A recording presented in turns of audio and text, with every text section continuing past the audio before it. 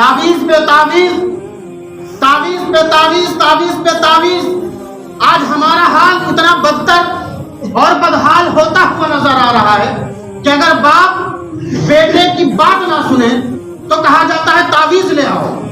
आज हमारा हाल इतना कमजोर हो गया है कि अगर बेटा बाप के कहने पर ना चले तो तावीज ले आओ, और अगर बीवी अपनी शौहर की बात ना माने तो कहा जाता है तावीज ले आओ। अगर सास और बहू की आपस में नहीं बनती तो कहा जाता है तावीज ले आओ। अगर ससुर और दामाद की आपस में नहीं बनती तो कहा जाता है तावीज ले आओ।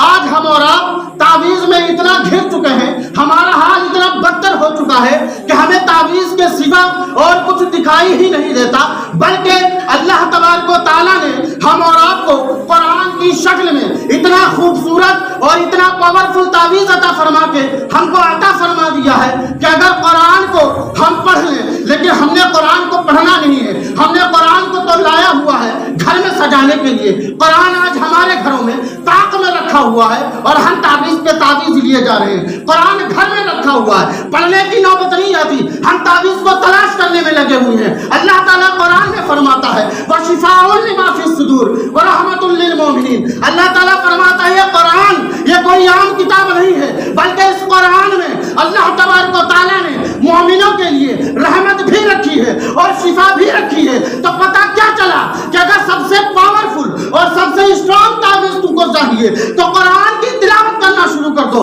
ये कुरान घर में रखने के लिए नहीं दिया गया है, ये कुरान तिलावत करने के लिए हमारा को अता फरमाया गया है। अगर बीमारियां अगर परेशानियां हमें घेर लें तो हमें चाहिए कि फजर की नमाज पढ़ें और नमाज पढ़ करके कुरान की तिलावत करें। जब हम कुरान की तिलावत करेंगे तो अल्लाह ताला कुरान की बरकत से हमारी तमाम परेशानियों को दूर फरमा देगा। सुभान अल्लाह।